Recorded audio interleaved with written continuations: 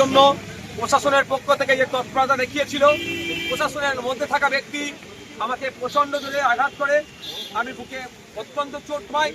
তৎকালীন রিলিফ করার জন্য আমি হসপিটালে গিয়েছি, ট্রিটমেন্ট চলছে, কিন্তু আমাকে এখানে ডাক্তার দেখানোর প্রয়োজন আছে।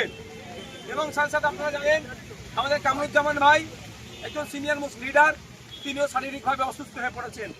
তাই আমরা নেতৃত্ব যারা আছেন কনস্টিটিউশন প্রোটেকশন ফোরামের পক্ষ থেকে আমরা আলোচনা করলাম যে আমরা এই ধর্ণামঞ্চকে আজকে এই পর্যন্ত আমরা পোস্টপোন করলাম, শেষ করছি না, আমরা পোস্টপোন করলাম। এটাকে কন্টিনিউ করব আগামী 24 ঘন্টার মধ্যে। মিডিয়ার মাধ্যমে আমরা আমাদের অবস্থান কবে থেকে আবার নতুন করে শুরু হচ্ছে, কারণ আমাদের একটু ট্রিটমেন্টের প্রয়োজন আছে। আমরা বন্ধ করতাম না। আমাদের ইমতিয়াজ ভাইরা, আমাদের সারোয়ার ভাইরা, আমাদের সিনিয়র মোস্ট যারা আছেন তারা আমাদেরকে সাজেস্ট করেছেন যে আমাদের আন্দোলন এটা দীর্ঘমেয়াদী আন্দোলন, আপনাদের শরীরকে সুস্থ রাখতে হবে।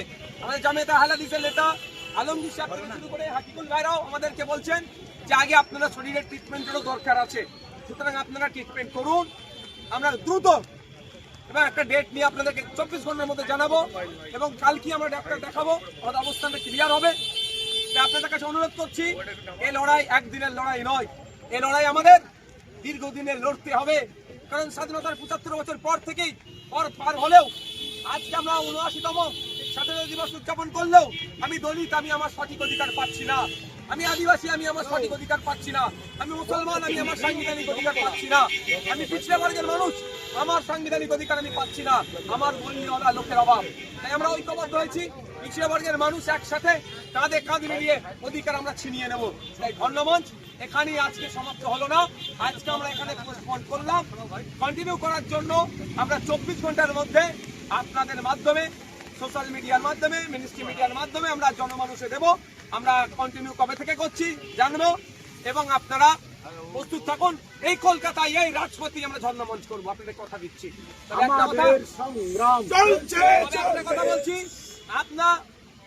আপনারা গতকালকে আমাদেরকে গ্রেফতার করার প্রতিবাদে যেভাবে শান্তিপূর্ণ আন্দোলন রাজ্যের বিভিন্ন জায়গায় করেছেন, এটাকে কন্টিনিউ করতে হবে।